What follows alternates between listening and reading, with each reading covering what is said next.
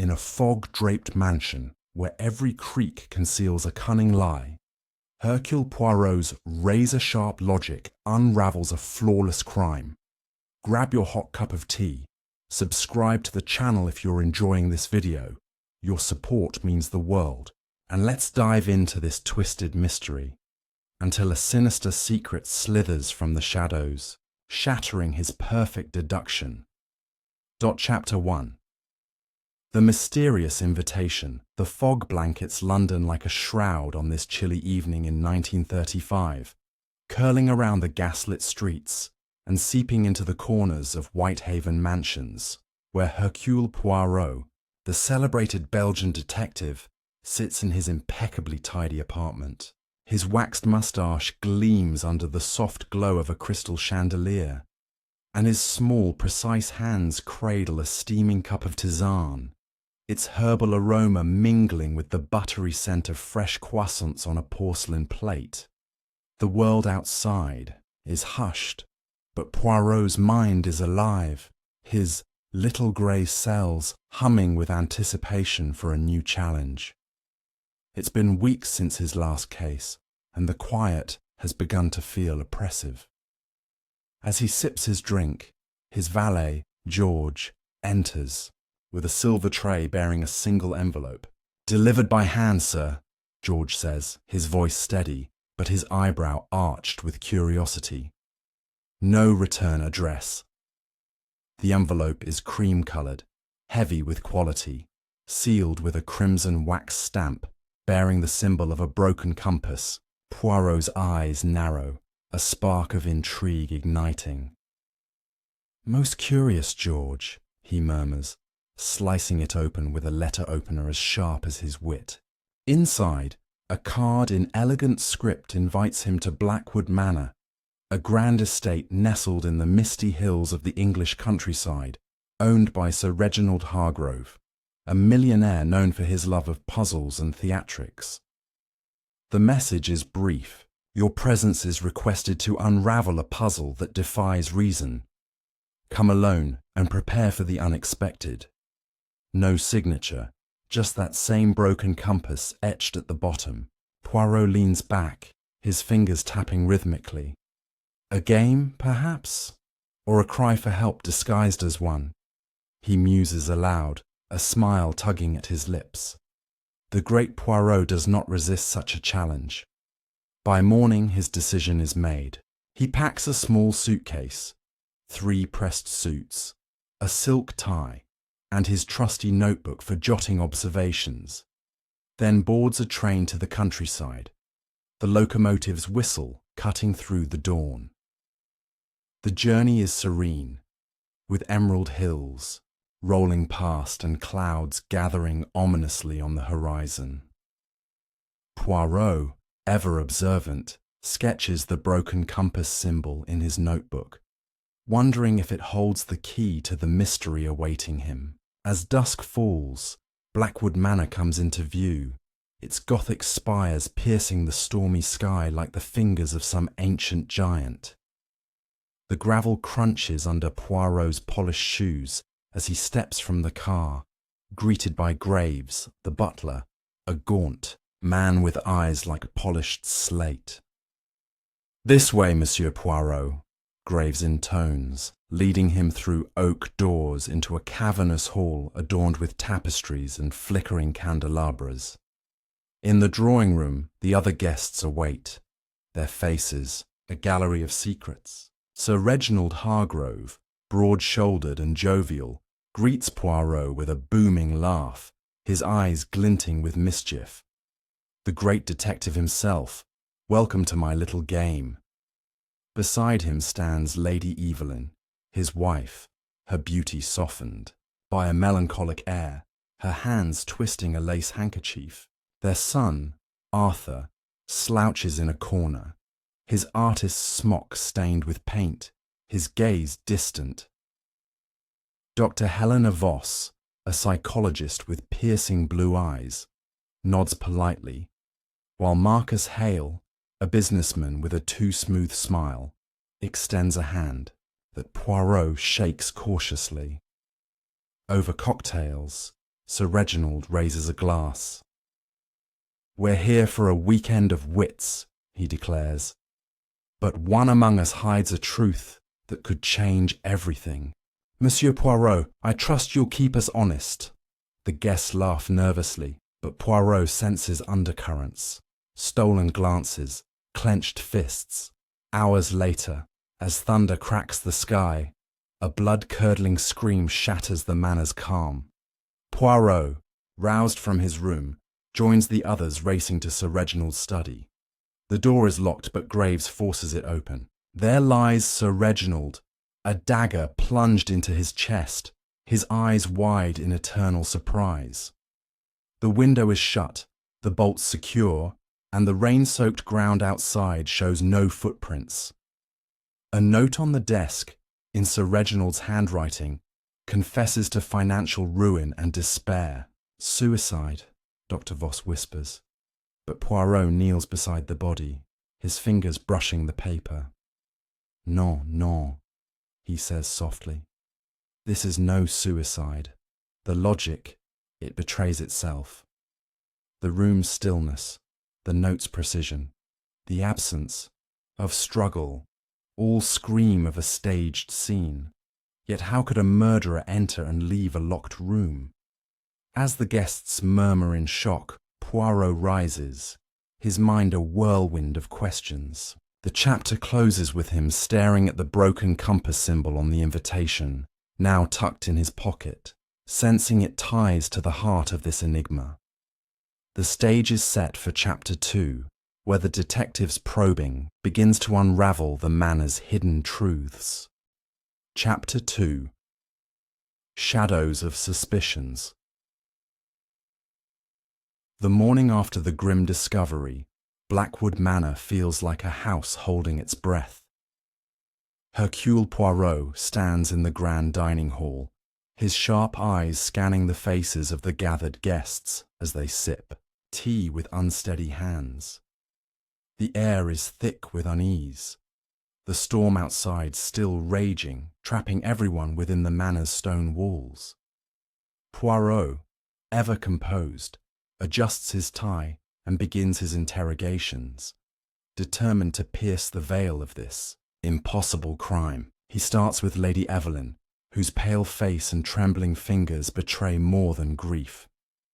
She insists she was in her bedroom, reading, when the scream rang out. "I loved Reginald," she whispers, her eyes darting to the floor. "He had his flaws, but he was no coward to take his own life." Poirot notes her sincerity, but catches a flicker of something unspoken, fear, perhaps, or guilt. Next, he questions young Arthur, whose sullen demeanour and paint-stained hands mark him as an outsider in this polished world. Arthur claims he was sketching in the conservatory alone and heard nothing until the scream. His alibi is flimsy, and his resentment toward his father's controlling nature spills out. "He thought my art was a waste," Arthur mutters, avoiding Poirot's gaze. Dr. Helena Voss, the psychologist, is calm and precise, her answers almost too polished. She was in the library, she says, studying Sir Reginald's collection of rare manuscripts. "A fascinating mind, his," she remarks, but Poirot senses she's hiding her true interest in the man. Marcus Hale, the businessman, is all charm and deflection, claiming he was in his room, reviewing contracts. His slick smile doesn't waver, but Poirot notices his cufflinks, engraved with the same broken compass symbol as the invitation. A coincidence? Poirot thinks not. As the day unfolds, he inspects the study again, noting the locked door's heavy bolt, the untouched window, and the suicide note's neat script. Yet, a faint scent of lavender lingers near the desk, absent elsewhere in the room. None of the guests admit to wearing such a fragrance. Poirot's mind churns. This detail doesn't fit the puzzle. At luncheon, tensions flare. Arthur snaps at Marcus for a snide remark about his art. while Lady Evelyn grows pale when Dr. Voss mentions Sir Reginald's recent stress. Poirot observes silently, his little grey cells cataloguing every glance, every pause. Then, a maid, trembling, confides in him. She saw a shadow moving in the hallway before the scream, but no one was there when she looked. "It was like a ghost, sir," she whispers. Poirot dismisses superstition, but files away the clue. As evening falls, he gathers the guests to announce his initial findings. The crime appears impossible, yet murder it must be. The locked room, the absence of footprints, the note, all point to a meticulously planned act. But who had the motive and means? Each guest watches the others, suspicion creeping like ivy. Poirot, undeterred, knows the truth, lies in the details that logic alone cannot unravel. The chapter ends with him staring into the fire, a faint smile on his lips, ready to dig deeper into the manor's secrets. The stage is set for Chapter 3, where a hidden truth begins to surface. Chapter 3. A crack in the facade. The storm outside Blackwood Manor rages on, its howling winds rattling the tall windows as Hercule Poirot gathers the guests in the dimly lit library, where shelves of leather-bound books loom like silent witnesses. The air is heavy with the scent of old paper and wax, but the weight of suspicion hangs heavier still. Poirot stands by the fireplace, its crackling flames casting shadows across his sharp features, his hands clasped behind his back. He has spent the morning retracing his steps, re-examining the study, and now he's ready to probe deeper, to peel back the layers of civility masking the truth. "Mes amis," he begins, his voice calm but commanding. "We are not merely guests in a game. We are players in a tragedy, and one of you knows more than you admit." The guests shift uncomfortably, their eyes darting to one another, each wondering who will crack first under the detective's scrutiny. Poirot starts with Dr. Helena Voss, whose composed demeanour seems almost too perfect. He asks about her interest in Sir Reginald's manuscripts, but her response is measured, almost rehearsed. "I was studying his collection of medieval riddles, purely academic curiosity." Yet when Poirot mentions the lavender scent he detected in the study, her fingers tighten briefly around her teacup. It's a fleeting gesture, but Poirot's keen eyes miss nothing. He moves on to Marcus Hale, whose charm now feels like a polished shield. "You wear cufflinks with a broken compass, monsieur," Poirot says, pointing to the gleaming silver at Hale's wrists. "The same symbol as my invitation. Care to explain?"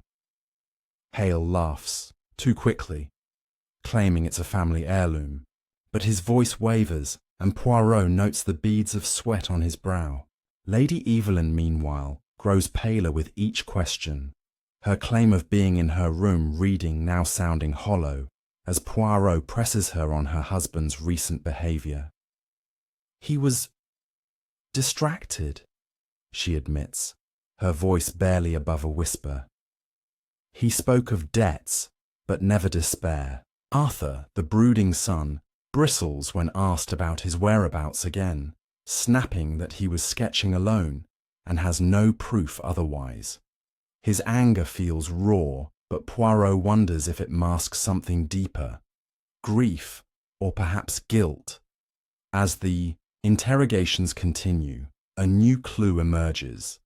The maid, still shaken, reveals she found a torn scrap of paper in the hallway near the study, overlooked in the chaos. It bears a single word, "betrayed," in a handwriting that doesn't match Sir Reginald's. Poirot tucks it into his notebook, his mind racing. Could it be a fragment of a longer message, a clue left by the killer, or a desperate note from the victim? He returns to the study alone, examining the dagger, a ceremonial piece from Sir Reginald's collection, its handle carved with intricate vines. No fingerprints, no smudges, as if it were wiped clean. The locked door and window remain an enigma, defying the logic Poirot holds dear. Back in the library, he notices a small detail. A book on the shelf, slightly askew, its spine marked with the broken compass symbol. Pulling it out, he finds a hidden compartment containing a ledger, its pages filled with cryptic numbers and initials. A code, perhaps, Poirot murmurs, his fingers tracing the entries.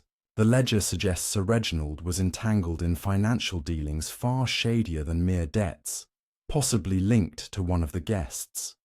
As evening descends, the atmosphere grows taut. During dinner, Arthur accuses Marcus of exploiting his father's business, while Dr. Voss deflects with a clinical observation about grief. Lady Evelyn excuses herself early, her eyes red-rimmed. Poirot, observing from the sidelines, senses the group's unity fraying, each guest retreating into their own secrets. He retires to his room, spreading the ledger, the torn paper, and his invitation on the table, their clues forming a puzzle that refuses to align. The broken compass symbol gnaws at him, its meaning just out of reach. As the chapter draws to a close, Poirot lights a candle, its flame steady unlike the storm outside, and vows to uncover the motive behind this impossible murder. The truth is close, but logic alone won't reveal it. The stage is set for Chapter 4, where a shocking revelation turns the investigation on its head. Chapter 4. The Mask Falls. The storm that has battered Blackwood Manor for days begins to relent, leaving behind a restless calm as dawn breaks over the sprawling estate. The sky is a bruised grey, casting a pale light through the tall, arched windows of the manor's morning room, where Hercule Poirot gathers the guests once more. His polished shoes click softly on the polished oak floor, and his moustache twitches as he surveys the group, each face a study in guarded tension. The air smells faintly of damp wood and coffee, but the warmth of the room does nothing to ease the chill of distrust among the occupants. Poirot, ever the master of timing, lets the silence stretch, knowing it will unsettle someone into revealing more than they intend. His notebook, now filled with meticulous jottings, rests in his pocket alongside the torn scrap of paper bearing the word "betrayed" and the mysterious ledger with its cryptic entries.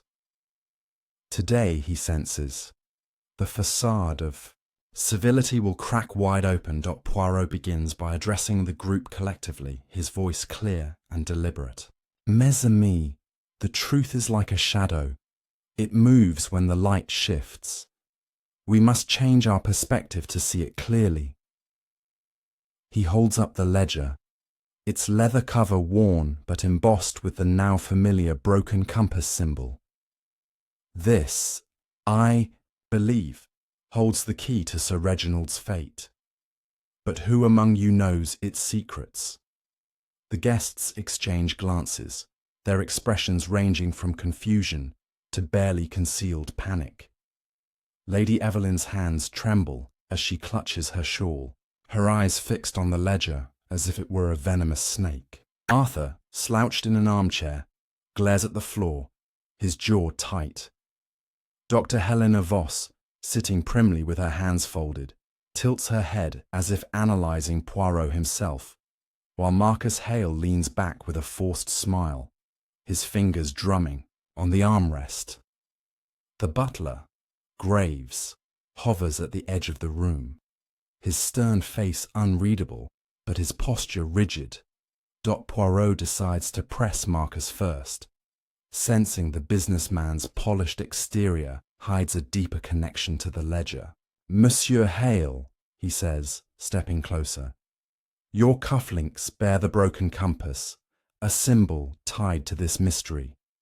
You claim it is a family heirloom, yet I wonder, does it link you to Sir Reginald's financial dealings? Marcus's smile falters, his eyes narrowing. I told you, it's just a trinket, he retorts, but his voice carries a defensive edge. Poirot presses further, revealing a detail from the ledger, initials MH, beside a series of large sums marked transfer. Marcus's composure cracks. He stands abruptly, his chair scraping the floor. Those could mean anything. You're grasping at straws, Poirot. But the detective's calm gaze doesn't waver, and he notes the sweat beading on Marcus's temple. Despite the cool room Dot turning to Lady Evelyn, Poirot softens his tone but keeps his questions sharp. Madame, you spoke of your husband's worries about debts. Did he ever mention dealings with Monsieur Hale or others? Her lips part, but no words come at first. She glances at Arthur, then back at Poirot, her voice barely audible. Reginald kept his business private, even from me. But he was frightened in his last days. He said someone close had betrayed him. The word betrayed hangs in the air, echoing the scrap of paper Poirot found. He watches Arthur flinch at his mother's words, his hands balling into fists. Sensing an opening, Poirot pivots to the young artist. Monsieur Arthur, your father disapproved of your art. Did this create a rift deep enough to inspire betrayal? Arthur's eyes blaze with fury. You think I'd kill him over that? I hated his control, yes, but I'm no murderer. His outburst draws gasps from the others, and Poirot notes Dr. Voss's subtle nod, as if she's cataloguing Arthur's emotions. The detective shifts focus to Dr. Voss, whose academic poise has begun to feel like a carefully constructed mask.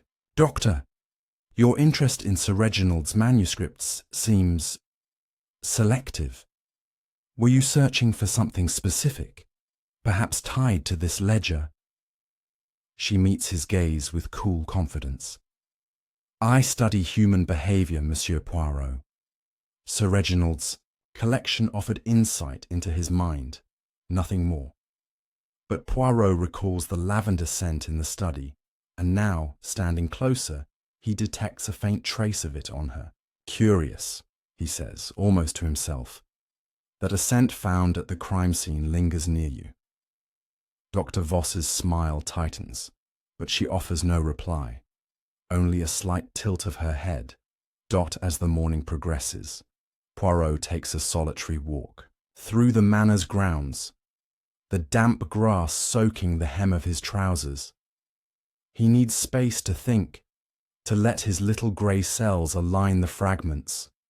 The locked study, the dagger, the note, the ledger, the lavender, the broken compass. Returning to the manor, he requests to see Sir Reginald's private papers, and Graves leads him to a locked cabinet in the study. Inside, Poirot finds a letter, half written, addressed to an unknown recipient. It reads, I know what you've done. The compass will not shield you forever. The handwriting matches Sir Reginald's, but the ink is fresh, suggesting it was written shortly before his death. Poirot's pulse quickens. This is no suicide note, but a confrontation interrupted by murder. Back in the morning room, the tension reaches a boiling point. During a heated exchange, Arthur accuses Marcus of manipulating his father into risky investments, while Marcus retorts that Arthur's reckless spending drove Sir Reginald to desperation. Lady Evelyn, caught between them, bursts into tears, confessing she knew of her husband's financial troubles, but hid them to protect the family's reputation. Dr. Voss remains silent, her eyes flickering between the others, as if piecing together her own puzzle. Poirot, observing this chaos, decides to test a theory. He announces, "The ledger suggests Sir Reginald was entangled in a scheme, possibly blackmail. Someone in this room profited, or stood to lose everything." The accusation lands like a thunderclap. Marcus storms out, muttering about slander, while Arthur's face pales, and Lady Evelyn collapses into a chair. Dr. Voss, however, meets Poirot's gaze with a faint, enigmatic smile. As evening falls, Poirot retires to his room, spreading out the letter, the ledger, and the torn scrap on his desk. He sketches the broken compass symbol again, its fractured lines mirroring the fractured trust among the guests. The letter's warning, "The compass will not shield you," suggests Sir Reginald knew his betrayer. But who, and how did they, bypass the locked door? Poirot's logic, usually his greatest ally, feels like a maze with no exit. Yet a new clue emerges. A housemaid, hesitant and wringing her apron, reports seeing Dr. Voss near the study before the scream, carrying a small vial. "It smelled like flowers," she whispers. Lavender, Poirot thinks, his mind racing.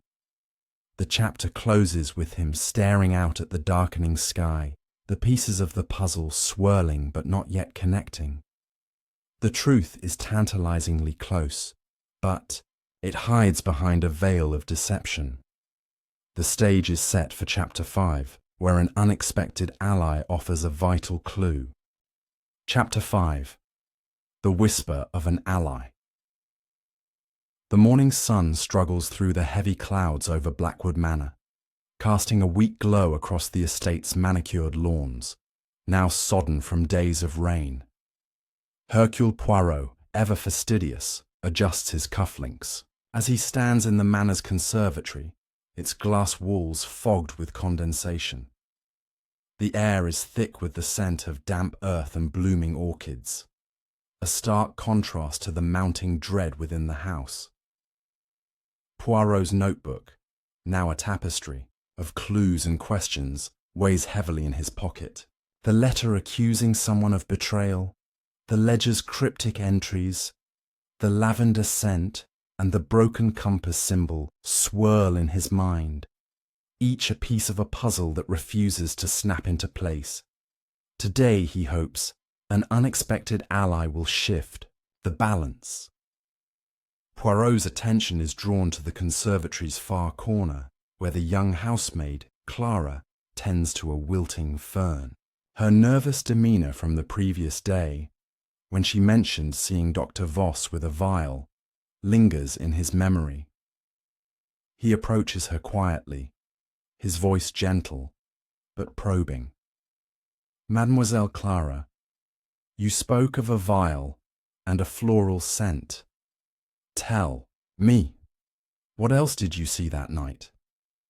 Clara hesitates, her hands twisting the edge of her apron, her eyes darting to the door. "I shouldn't, sir," she whispers. "They'd sack me for gossiping." Poirot offers a reassuring smile, his charm disarming. "Your words may save an innocent soul, ma chère. Speak and trust in Poirot." After a moment, Clara relents, her voice low.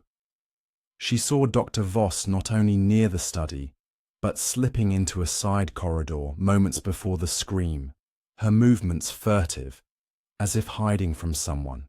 "And sir," Clara adds, barely audible, "she dropped something, a tiny key, like for a lockbox. I didn't dare pick it up." Poirot's eyes gleam. A key, a new thread in the web. He thanks Clara and heads to the side corridor she described, a narrow passage lined with faded portraits of Hargrove ancestors. The floor is polished, but Poirot notices a faint scuff mark near a wall panel. Pressing it, he discovers a hidden alcove, empty except for a faint trace of lavender clinging to the air. No key, but the space is just large enough for a person to hide briefly. Could this be how the murderer bypassed the locked study door? Poirot's mind races, but he knows he needs more. He seeks out Graves, the butler, whose stoic presence has been a constant shadow.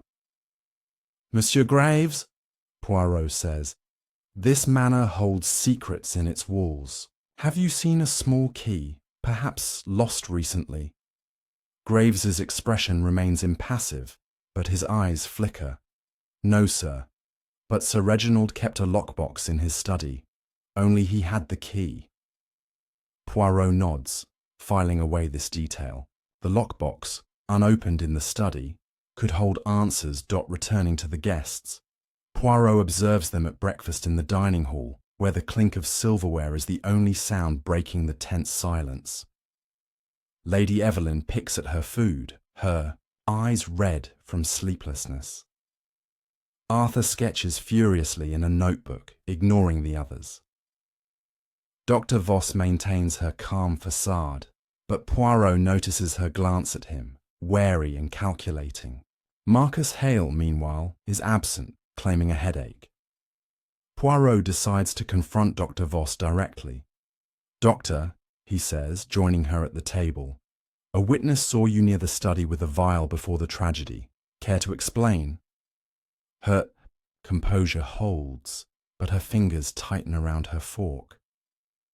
"I was in the library, as I said," she replies coolly. "Perhaps your witness is mistaken." But Poirot presses, mentioning the lavender scent, and her eyes narrow briefly. A crack. In her armour. Later, Poirot inspects the study again, focusing on the lockbox Graves mentioned. It's a small, ornate box on a shelf, its lock unyielding. Without the key, it remains a tantalizing mystery. Nearby, he notices a faint scratch on the desk, as if something heavy was dragged across it. Kneeling, he finds a single thread of dark fabric caught in a splinter, not from Sir Reginald's clothing, nor any guest's attire he's observed. A servant's uniform, perhaps, or an outsider's. The plot thickens. At luncheon, Marcus reappears, his charm restored, but his eyes bloodshot. Poirot watches him closely, noting his avoidance of Lady Evelyn, who seems increasingly withdrawn. Arthur, meanwhile, mutters about leaving the manor, his frustration palpable. "This place is cursed," he snaps, shoving his plate away. Poirot senses the young man's anger masks fear of discovery. Perhaps. In the afternoon, Clara approaches Poirot again, her courage bolstered by their earlier talk. She hands him a folded cloth, her hands trembling. "I found it, sir, hidden in the laundry. It's the key." Unwrapping it, Poirot sees a small brass key, its head engraved with a broken compass. His pulse quickens. He hurries to the study, unlocking the box with a soft click. Inside is a single document, a contract naming Marcus Hale as a partner in a venture marked Compass Enterprises, with terms that suggest Sir Reginald was coerced into signing. The betrayal hinted at in the letter now has a face, but Poirot knows the puzzle is far from solved. How did the murderer enter and exit? And what role does Dr. Voss's vial play? As dusk settles, Poirot gathers the guests in the drawing room, the fire casting long shadows. He reveals the key and the contract, watching Marcus's face pale. "Monsieur Hale, this suggests you had much to gain from Sir Reginald's silence, or his death." Marcus stammers, denying coercion, but the others turn on him, their suspicions ignited. Dr. Voss remains silent, her gaze unreadable, while Lady Evelyn gasps, clutching Arthur's arm. The chapter closes with Poirot stepping back, letting the accusations fly, knowing the truth is closer but still veiled. The hidden alcove, the key, the contract, all point to a calculated crime, but the how and why remain elusive. The stage is set for Chapter 6, where a confrontation unveils a deeper motive. Chapter 6. The Weight of Motive.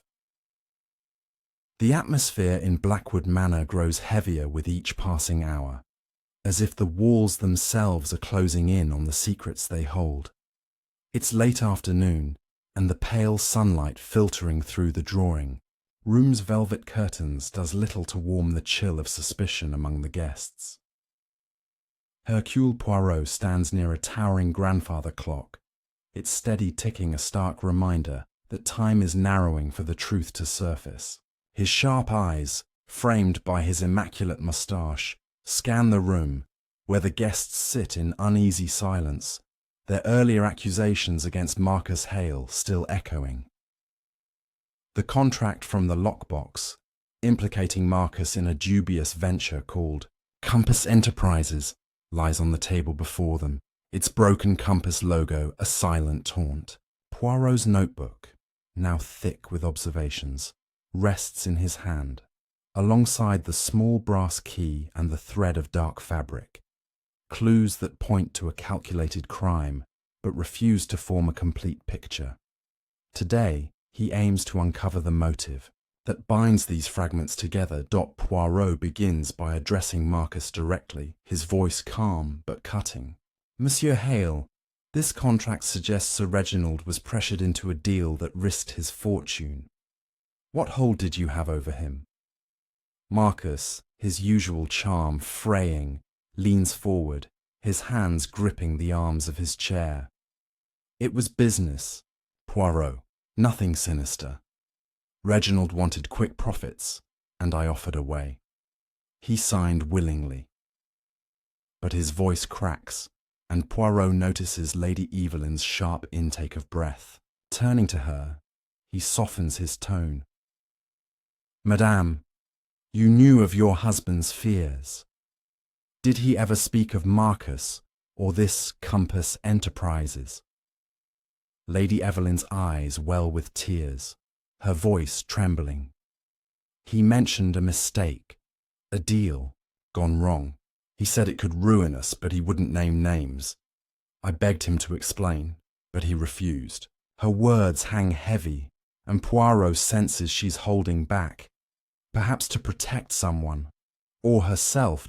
Arthur Comer, who has been silent, slams his fist on the table, his face flushed with anger. You're all dancing around it.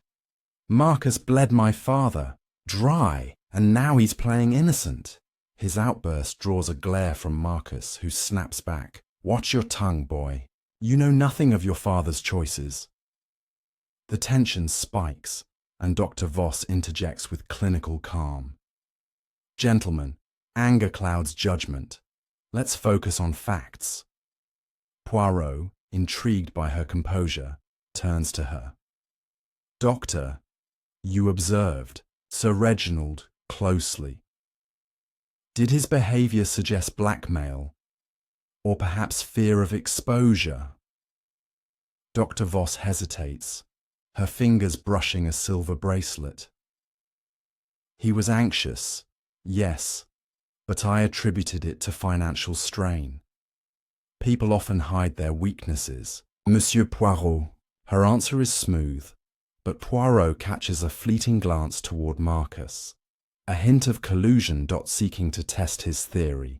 Poirot revisits the hidden alcove in the side corridor, accompanied by Graves, who unlocks a service door nearby.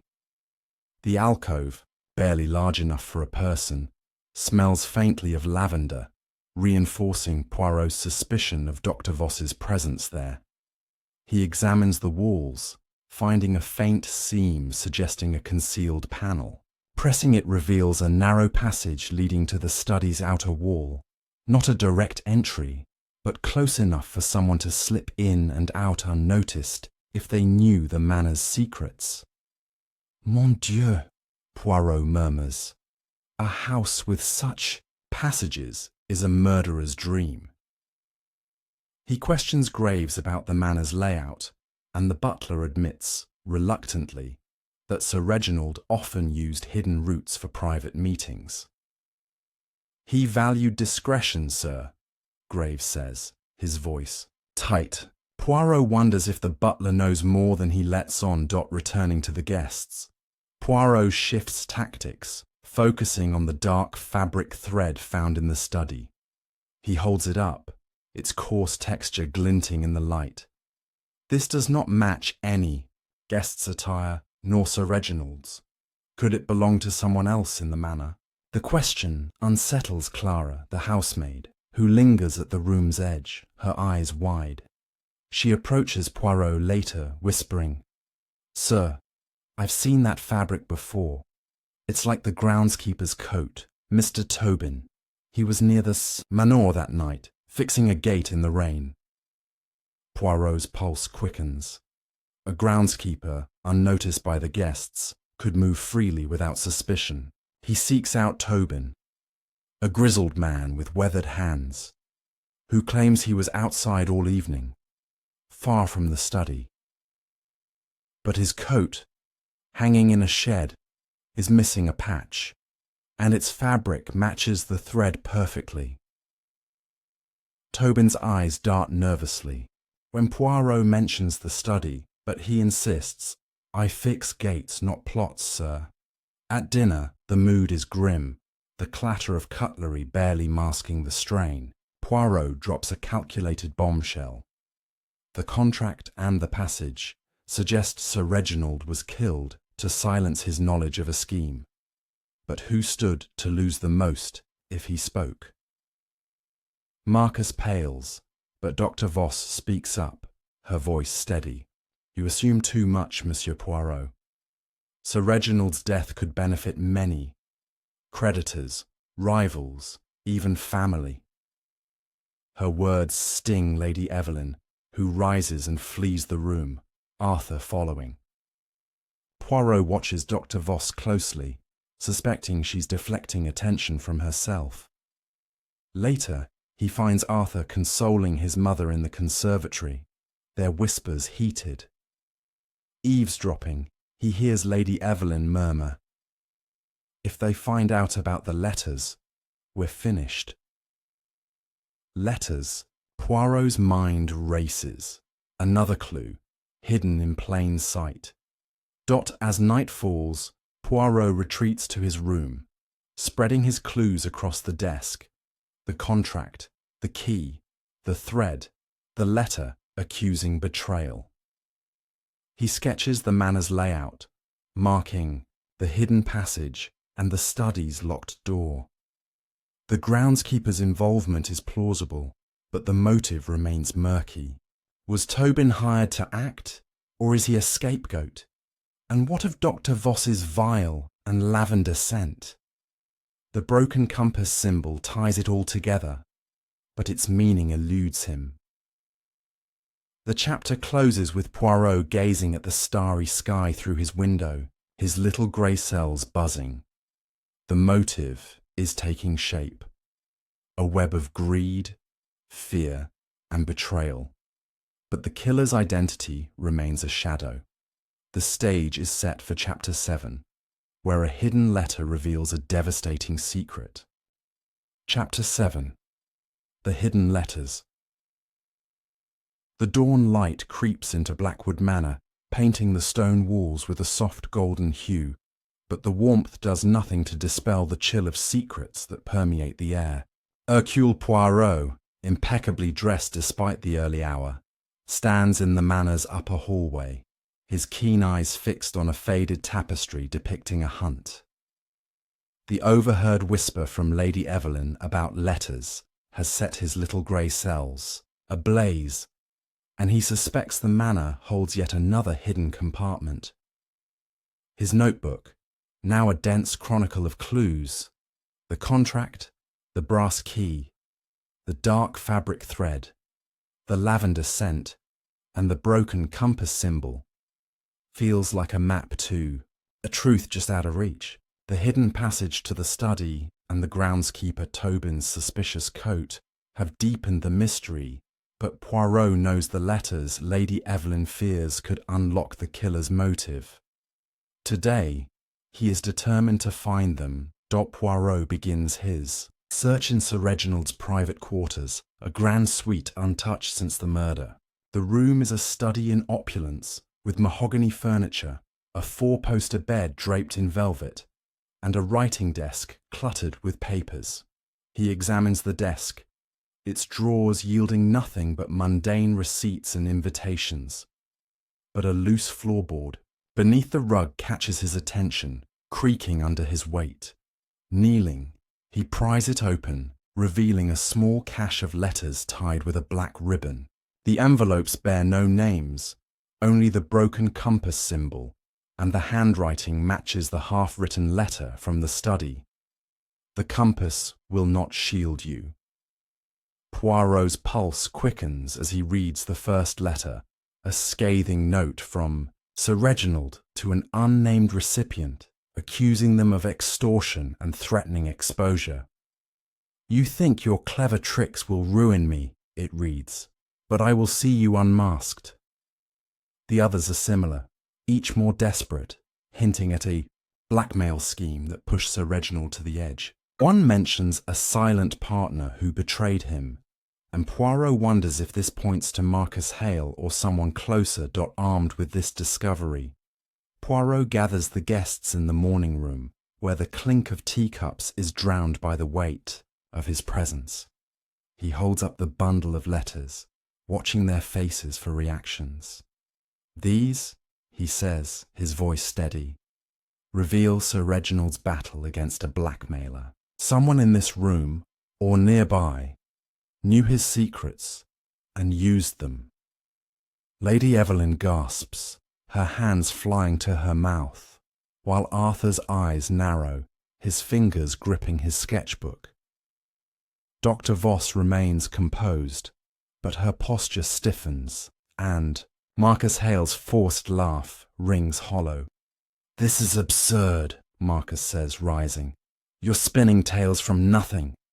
But Poirot's gaze pins him in place. "Non, monsieur.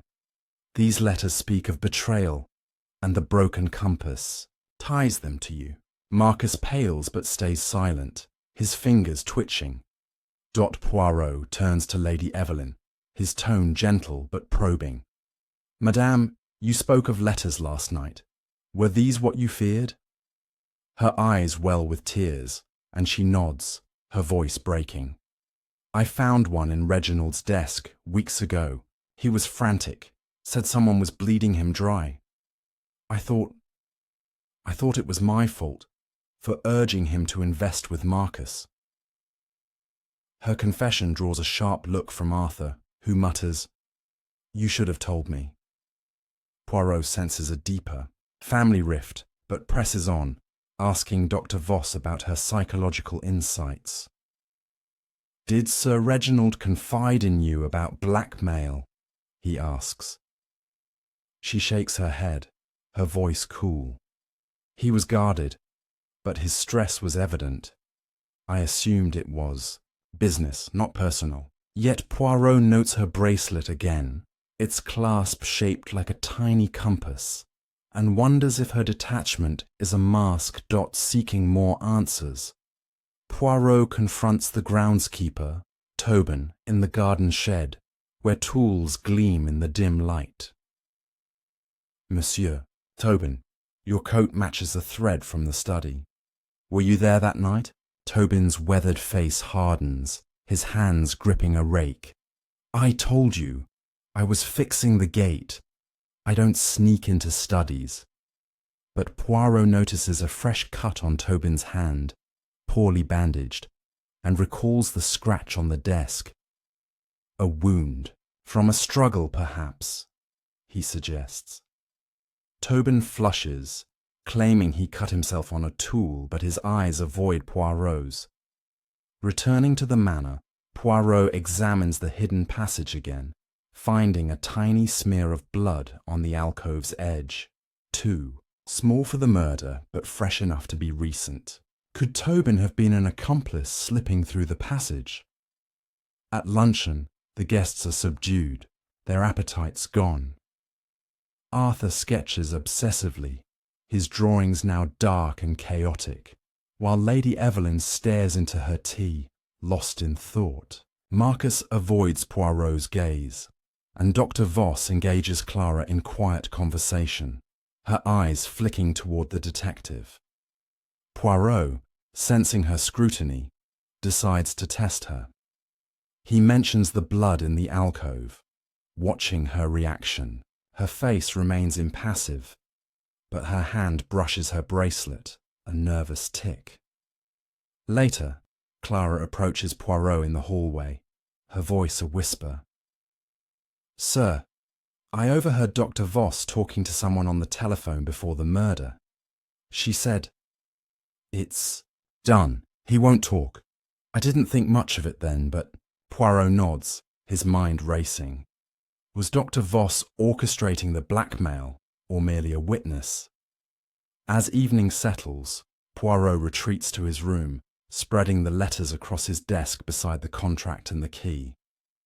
The blackmail scheme points to Marcus, but Dr. Voss's vial, her lavender scent, and her overheard words suggest a deeper role.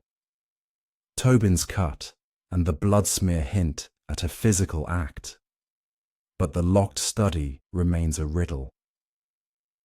The broken compass symbol binds them all, a sign of fractured trust. Poirot lights a candle, its flame steady as he pieces together the motives. Greed for Marcus, fear for Lady Evelyn, resentment for Arthur, and perhaps ambition for Dr. Voss. The chapter closes with Poirot staring at the letters, their words searing his mind. The blackmailer's identity is near, but the murder's method eludes him. The stage is set for Chapter 8, where a desperate act forces the truth closer to the surface. Chapter 8. A Desperate Act. The twilight casts long, eerie shadows across Blackwood Manor, the fading light weaving through the stained glass windows of the grand staircase, painting the marble floor in hues of crimson and gold. Hercule Poirot stands alone in the manor's gallery, surrounded by portraits of stern Hargrove ancestors whose eyes seem to follow his every move. His mind is a whirl of clues. The threatening letters accusing a blackmailer, the contract tying Marcus Hale to the mysterious Compass Enterprises, the blood smear in the hidden alcove, the groundskeeper Tobin's suspicious cut, and Dr. Voss's overheard phone call about silencing someone. The lavender scent and the broken compass symbol linger as persistent threads, but the locked study's impossible murder still defies his logic. Poirot's moustache twitches as he senses the truth is close, yet a single reckless act could unravel everything or bury it deeper. The day begins with a startling discovery. As Poirot descends to the breakfast room, Clara, the housemaid, rushes to him, her face pale. "Sir, the library. It's been ransacked." Poirot hurries to the scene, finding books strewn across the floor, their pages torn, and a glass cabinet shattered. The ledger with its cryptic entries, which Poirot had left on a table for safekeeping, is missing. "Mon Dieu," he mutters, his eyes scanning the chaos. The destruction is deliberate, a desperate attempt to hide evidence. He questions Clara, who admits she saw Arthur lurking near the library at dawn, his sketchbook under his arm. "He looked frightened, sir, not angry," she adds. Poirot's suspicions deepen. Arthur's volatile temper and resentment toward his father make him a suspect, but fear suggests he's protecting something or someone. Confronting Arthur. In the conservatory, Poirot finds him hunched over a canvas, painting a stormy seascape with violent strokes. "Monsieur Arthur, the ledger is gone, and you were seen nearby. What did you seek to destroy?" Arthur's brush pauses, his knuckles white. "I didn't touch it," he snaps, but his voice trembles. "I was looking for something else. Father's will." I thought he might have hidden it there. Poirot raises an eyebrow. A will? This is new. He presses Arthur, who admits he feared his father had cut him out of the inheritance due to their clashes over his art. I didn't kill him, Arthur insists, his eyes pleading, but I needed to know. Poirot notes the sincerity, but also the desperation. A motive for theft, perhaps, but murder. Seeking more answers, Poirot tracks down Marcus Hale, who is pacing in the billiard room, his usual polish replaced by agitation. Monsieur Hale, the ledger implicating you is gone. A convenient loss, non? Marcus's face reddens. I'm no thief, Poirot. I don't skulk around stealing books. But his defensiveness betrays him, and Poirot notices a fresh ink stain on his cuff, a detail suggesting he handled papers recently. Filing this away, Poirot visits Lady Evelyn in her private sitting room, where she sits by a window, her face drawn. Madame, did Sir Reginald speak of his will, or changes to it? She hesitates, her fingers twisting a rosary. He mentioned revising it, yes. He was angry with Arthur, but I thought it was just talk. Her voice cracks, and Poirot senses her fear of losing her son to suspicion. Dr. Voss, meanwhile, remains, elusive, claiming a headache and retreating to her room. Poirot, undeterred, follows her, noticing she locks her door, a rarity in the manor. He knocks, and when she answers, her cool demeanour is strained. Doctor, your phone call before the murder. It's done. He won't talk. To whom were you speaking? Her eyes widen briefly, but she recovers. A colleague, about a patient. You're reading too much into it, Monsieur Poirot. Yet her bracelet, with its compass-shaped clasp, glints as she gestures, and Poirot wonders if she's the mastermind behind the blackmail. He decides to search her room later, suspecting the vial or other evidence might be hidden there. As the afternoon unfolds, Poirot revisits the study, determined to solve the locked room riddle. He examines the window frame again, noticing a faint groove in the sill, as if a tool was used to pry it open from inside. The rain-soaked ground outside showed no footprints, but what if the window was tampered with after the storm began? He tests the bolt, finding it stiff but functional, suggesting it was locked post-murder to stage the scene. The blood smear in the alcove, the fabric thread, and Tobin's cut nag at him. He confronts Tobin again in the shed, where the groundskeeper is sharpening tools. Your coat, your cut, the blood in the alcove. Too many coincidences, monsieur. Tobin's face hardens. I'm no killer. I fixed the gate, like I said. Someone's setting me up, but his trembling hands betray fear, and Poirot suspects he's a pawn in a larger game. At dinner, the guests are a portrait of frayed nerves. Arthur avoids his mother's gaze. Marcus drinks heavily, and Dr. Voss watches everyone with a predator's calm. Lady Evelyn, near collapse, excuses herself early. Poirot, sensing the breaking point, announces, the ledger's theft is a desperate act, but it will not stop the truth. Someone here knows how Sir Reginald was killed, and why. The room falls silent, and Clara, serving wine, nearly drops a glass. Later, she slips Poirot a note. Check Dr. Voss's luggage.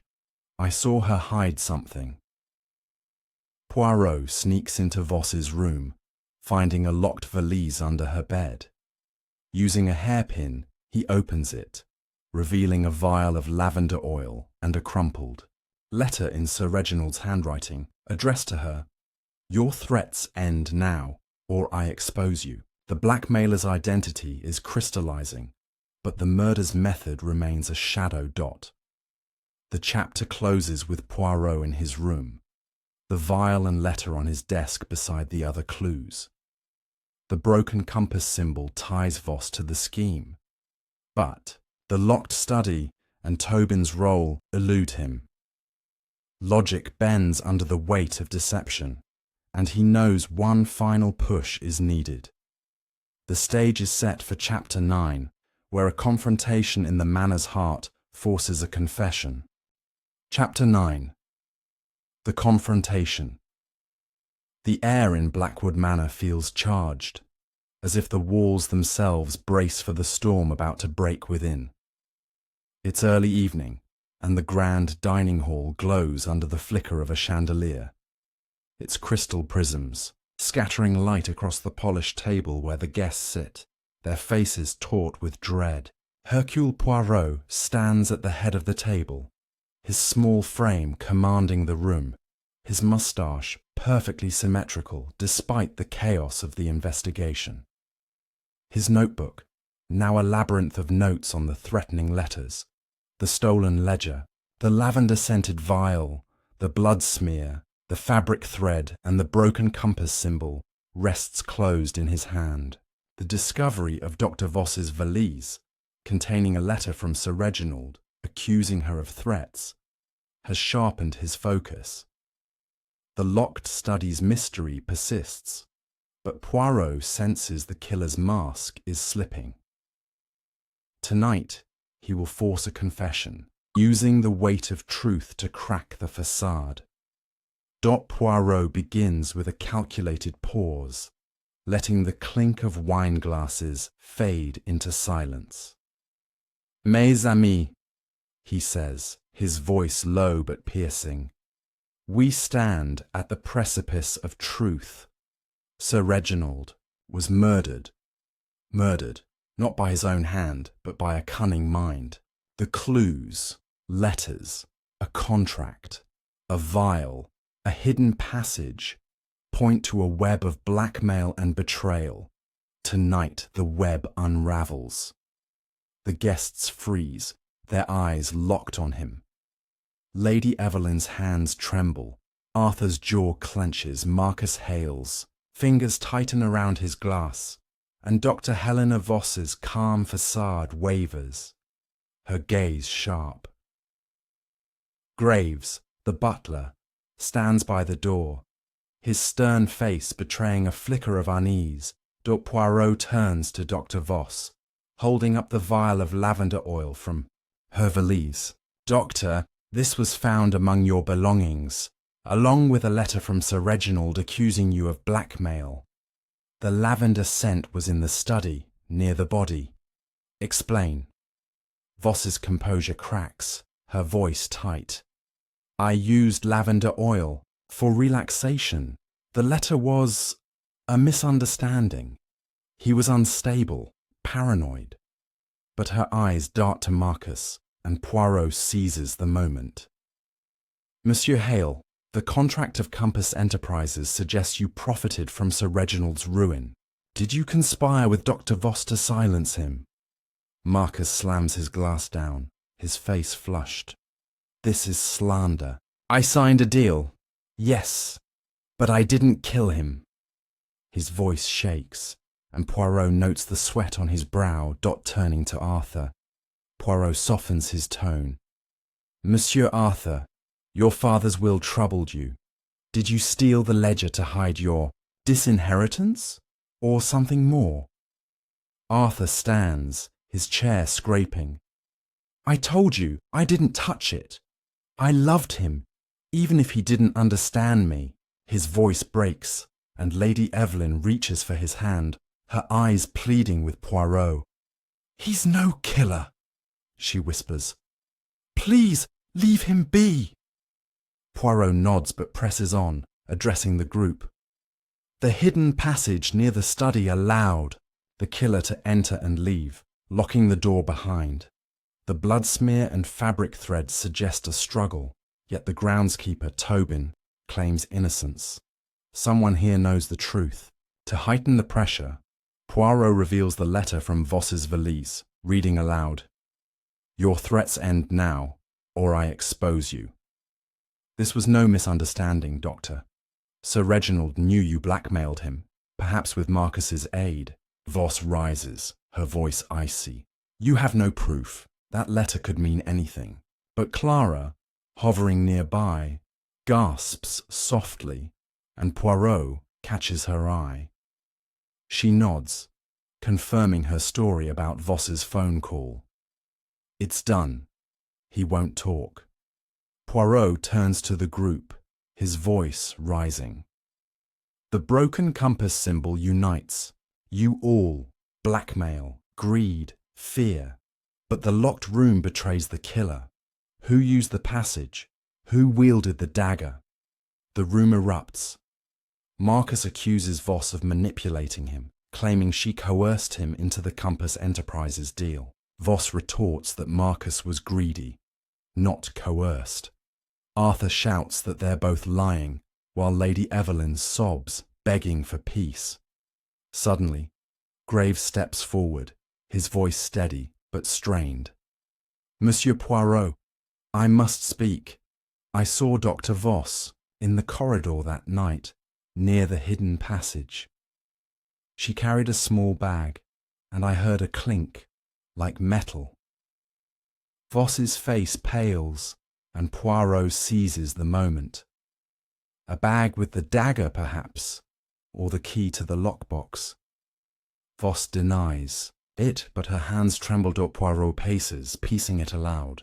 The killer entered through the passage, stabbed Sir Reginald, staged the suicide note, and locked the door from within, exiting via the passage. The lavender scent points to Dr. Voss, the contract to Marcus, the thread to Tobin. But only one could orchestrate it all. He stops, staring at Voss. Doctor, your psychological skill crafted a perfect trap, but your scent betrayed you. Voss laughs, a brittle sound. You're guessing, Poirot. No jury would convict on a smell. But the room's tension peaks, and Arthur lunges at Voss, accusing her of destroying his family. Graves restrains him, and Poirot calls for calm. Knowing the confession is near. As the guests disperse, shaken, Poirot lingers, his mind racing. The passage, the dagger, the letters, all point to Voss, but the blood smear and Tobin's cut suggest an accomplice. The broken compass symbol, a mark of betrayal, haunts him. He retires to his room, spreading the clues on his desk, the candlelight flickering. The truth is within reach, but a final piece is missing. The chapter closes with Poirot staring at the vial, its lavender scent sharp, his little grey cells humming.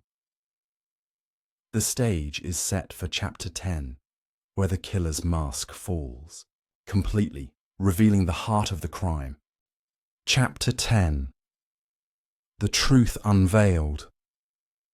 The final evening at Blackwood Manor casts an oppressive gloom, the air thick with the scent of wax and wood smoke as the grand dining hall fills with flickering candlelight.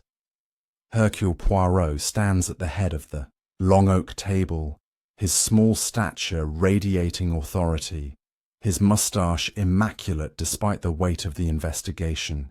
The guests, their faces etched with exhaustion and fear, sit in uneasy silence, their eyes darting between Poirot and each other. The clues, the threatening letters, the stolen ledger, the lavender-scented vial, the blood smear, the dark fabric thread, the hidden passage, and the ever-present broken compass symbol have woven a tapestry of deception that Poirot is now ready to unravel. His notebook, dense with observations, lies closed beside him, but his mind is a razor cutting through the fog of lies. Tonight, he will reveal the killer, the motive, and the method, exposing the heart of a crime that defied logic itself. Poirot begins with a slow, deliberate pace, his voice steady but commanding. Mes amis, we have danced around the truth long enough. Sir Reginald Hargrove was murdered in a locked study, a crime staged as suicide, Yet the clues betray the killer's hand. The broken compass symbol, the lavender scent, the hidden passage, all point to a plan of meticulous cunning. But logic, it can betray even the sharpest mind when the heart is ruled by greed and fear. He pauses, letting the words sink in. Lady Evelyn clutches her shawl. Arthur grips his sketchbook. Marcus Hale's hands tremble, and Dr. Helena Voss's eyes narrow, her composure fraying. Graves, the butler, stands by the door, his face a mask of stoic tension, while Clara, the housemaid, lingers nervously in the shadows. Poirot holds up the vial of lavender oil, its scent faint but unmistakable. This, found in Dr. Voss's valise, links her to the study where Sir Reginald died. Her overheard words, "It's done. He won't talk," suggest she silenced him. But why? He turns to Voss, his gaze piercing. "Doctor, you blackmailed Sir Reginald, did you not? The letters accusing a betrayer, the contract for Compass Enterprises, they point to you." Voss's face hardens, but she speaks with icy calm. "You have no proof, Monsieur Poirot.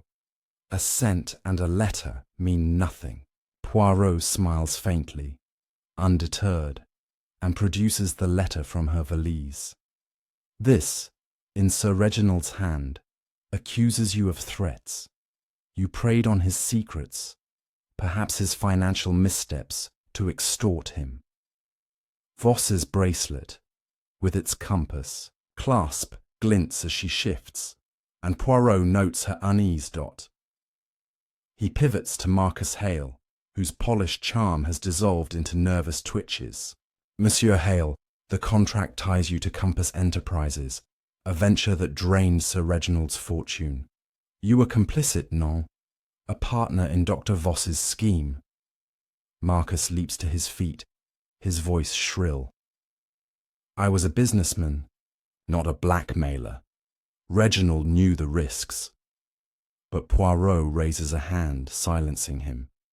"Yet your cufflinks bear the broken compass, a symbol of this plot. You profited, but you were not the killer." Marcus slumps, relief and fear warring on his face. Poirot turns to Arthur, whose anger has given way to a haunted expression. "Monsieur Arthur, your resentment toward your father was clear, but your fear was for his will, not murder. You sought the ledger, perhaps, but you did not strike the blow." Arthur's shoulders sag, his eyes meeting his mother's in silent gratitude. Poirot's gaze shifts to Lady Evelyn, her face pale and tear-streaked. "Madame, you knew of your husband's troubles, yet you hid them to protect your son. Your love is not a crime, but it blinded you to the truth." She sobs softly, nodding, as Poirot's attention turns to Graves. "Monsieur Graves, you saw Dr. Voss near the passage, heard the clink of metal. You know more, do you not?" Graves stiffens, his voice low. "I served my master, sir. I saw nothing more." But Poirot senses his loyalty conceals a deeper truth. Now, Poirot unveils the heart of the crime, his voice rising. The killer used the hidden passage to enter the study, stabbed Sir Reginald with his own dagger, and staged the suicide note. The locked door and window were a ruse, the passage the key. But the blood smear, the fabric thread, they point to another. He pauses, turning to the shadows where Clara stands. "Mademoiselle Clara, you have been my ally, yet you hold one final secret." Clara gasps, her hands twisting her apron. "Sir, I didn't mean to." Poirot's voice softens. "You saw the groundskeeper, Tobin, near the study, did you not? And you know why." Clara nods, tears falling. "He was in the passage, sir. He helped her. Dr. Voss paid him." The room erupts. Voss stands, her voice sharp. This is nonsense. A maid's word against mine. But Poirot holds up the fabric thread in Tobin's coat, produced from the shed. This matches the thread in the study. Tobin's cut, the blood smear. He struggled, perhaps to move the body. He was your tool, Doctor. Poirot reveals the final piece, a second key, found in Tobin's shed, matching the study's lockbox. You orchestrated the blackmail, Doctor. Voss, using your psychological skill to manipulate Sir Reginald's fears. When he threatened to expose you, you enlisted Tobin to kill him, using the passage to create an impossible crime. The lavender was your mistake, a scent you couldn't erase. Voss's facade crumbles, her voice a hiss. He would have ruined me. His secrets were mine to use. Tobin, summoned by Graves, enters, his face ashen. She paid me, sir. I didn't mean for murder, just to scare him. Poirot nods, his eyes sad but resolute.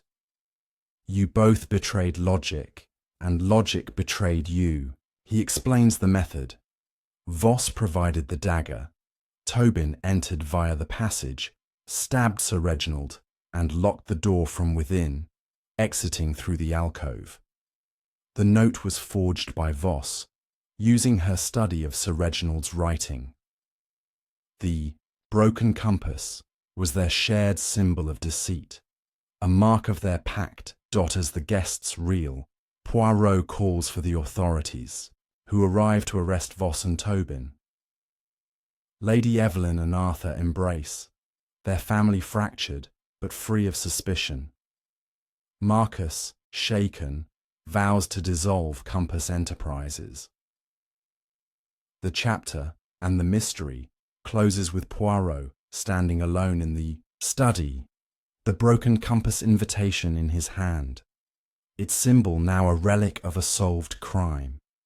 Logic, tested to its limits, has prevailed. He steps into the night, the manor behind him, ready for his next challenge. If you've enjoyed this tale of deception and deduction, like and subscribe for more stories, and comment below with your thoughts on Poirot's triumph.